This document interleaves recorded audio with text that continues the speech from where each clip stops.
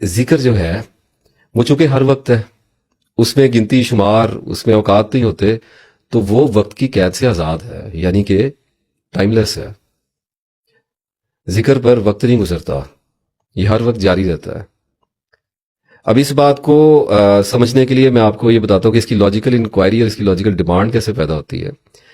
کہ ایک انسان ہے وہ چونکہ اللہ تعالیٰ نے فرمایا کہ درجات جو ہیں وہ علم کے ساتھ ہے، تو اس کا مطلب ہے کہ اللہ تعالیٰ نے جو بھی انسان کو دینا ہے وہ علم کے ذریعے سے دینا ہے، یعنی عقل کے توسل سے ہی دینا ہے.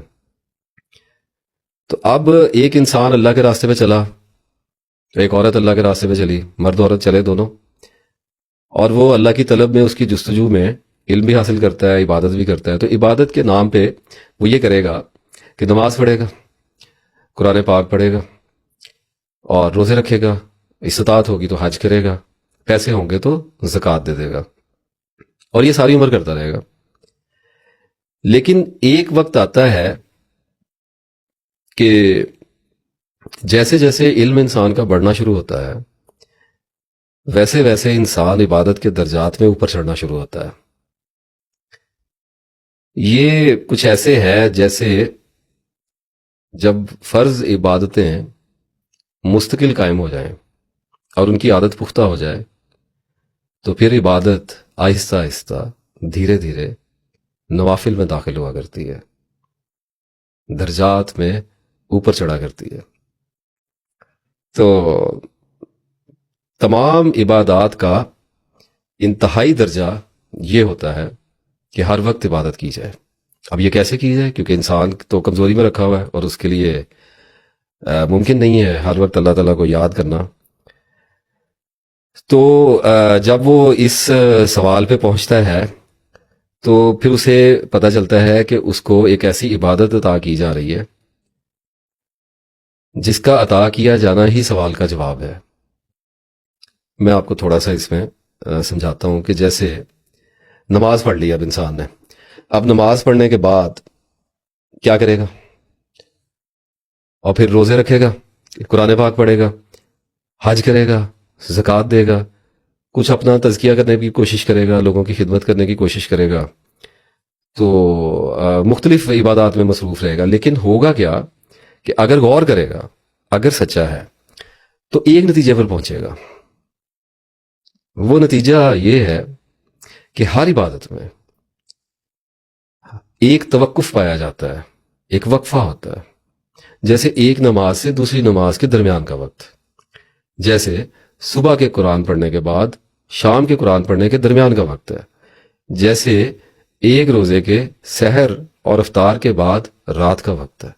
اسی طرح سے آپ کسی بھی عبادت کو اگر غور سے دیکھیں گے تو جب اس کو انجام دیا جا رہا ہوتا ہے تو اس میں توقف پایا جاتا ہے، کیونکہ اللہ کو پتہ ہے کہ انسان پروٹوکولز کو ہمیشہ قائم نہیں رکھ سکتا، اس میں فارمیلٹیز انوالو ہیں، رولز انوالو ہیں. ابھی نماز پڑھنی ہے تو وضو کرنا پڑتا ہے، روزہ رکھنا ہے تو کھانا پینا بند کرنا پڑتا ہے، جیسے ہم ابھی گزر رہے ہیں اللہ تعالیٰ کے فضل سے. تو حج کرے گا تو سفر کرنا پڑے گا، ایک پورا پروٹوکول انوالو ہوتا ہے. اچھا، پھر اب خالی عبادت کی بات اگر زندگی کے کسی بھی معاملے میں دیکھیں تو ایک آدمی اگر اپنی دکان پہ بیٹھا ہوا ہے تو ایک گاہک کے آنے میں اور دوسرے گاہک کے آنے تک ایک وقت ہے، ایک وقفہ ہے جس میں کچھ نہیں ہے، اور انسان فارغ بیٹھا ہے. یہی معاملہ جابس پہ ہو رہا ہے، یہی معاملہ خواتین کو گھروں میں پیش آ رہا ہے، یہی معاملہ میرے ساتھ ہو رہا ہے، آپ کے ساتھ ہو رہا ہے، سب کے ساتھ یہی ہو رہا ہے کہ توقف آ رہا ہے زندگی میں. لائف لینئر نہیں ہوتی، یہ نان لینئر ہوتی ہے، ایسے ایسے چلتی ہے، گراف اوپر جاتا ہے نیچے آتا ہے، اوپر جاتا ہے نیچے آتا ہے. تو یہ تو ایسے چل رہی ہے. اب جیسے دیکھیں کہ آدمی اگر ایکسرسائز کر رہا ہے تو اس کا جسم تو مصروف ہے لیکن ذہن اس کا فارغ ہے، وہاں پر توقف آیا ہوا ہے. تو جب بھی آپ غور کرنا شروع کریں گے بڑی گہرائی سے اور سچائی کے ساتھ تو آپ دیکھیں گے کہ زندگی کے ہر معاملے میں عبادت الہی سے لے کر غور و فکر میں بھی، حتیٰ کہ غور و فکر میں بھی اور دوسرے تمام معاملات میں وقفے آ رہے ہیں. اب ان وقتوں میں اور ان وقفوں میں ذہن خودکار ہوتا ہے. میں ایکسپلین کرتا ہوں. ایک شخص گاڑی چلا رہا ہے، سفر کر رہا ہے، لاہور سے ملتان جا رہا ہے، تو اب گاڑی تو چل رہی ہے اور وہ پریکٹس ہوئی ہے اور کوئی تردد والی بات نہیں ہے، آٹو پائلٹ پر ذہن لگا ہوا ہے، اب کرنے کے لیے کام کوئی نہیں. تو کیا کرتے ہیں لوگ؟ میوزک سنتے ہیں.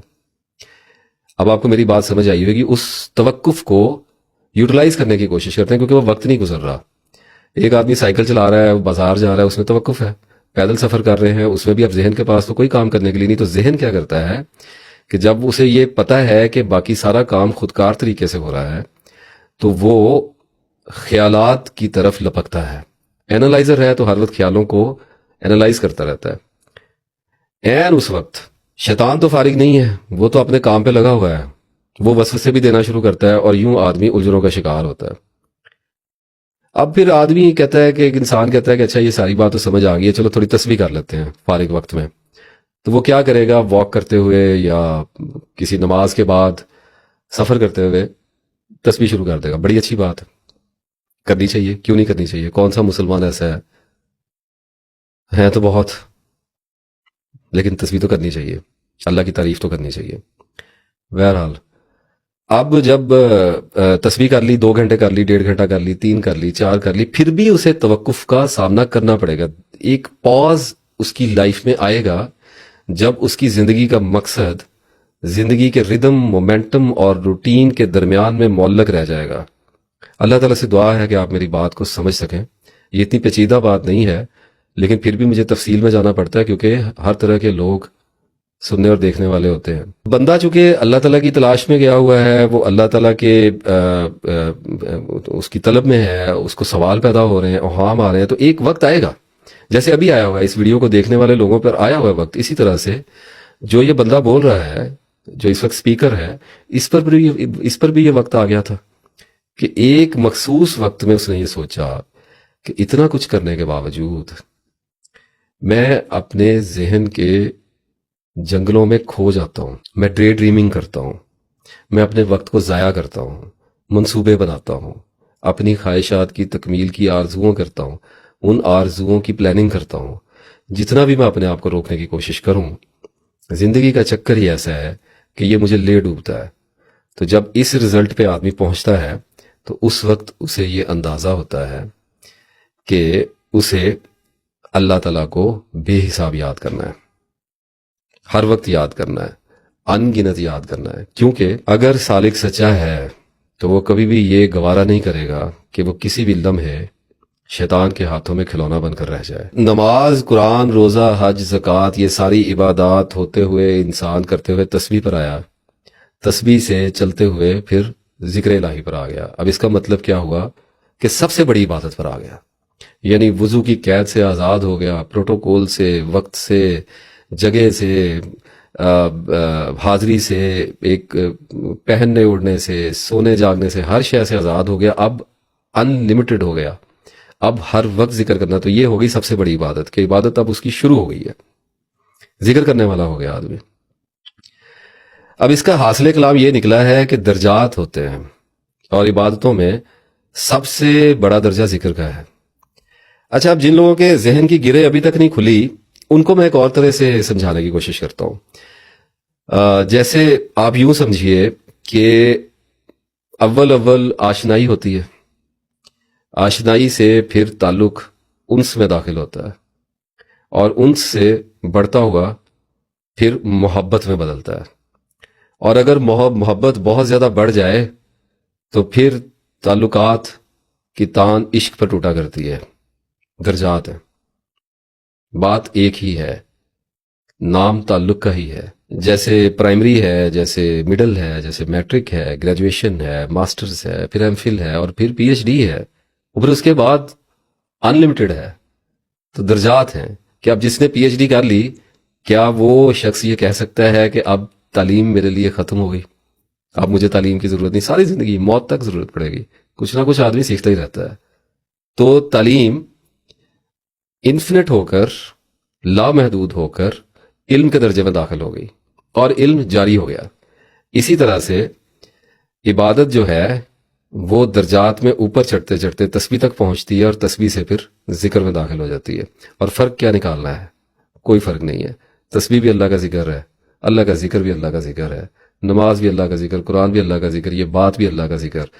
صرف سمجھانے کے لیے, کانسیپٹ کلیئر کرنے کے لیے یہ ساری گفتگو کرنی پڑی ہے.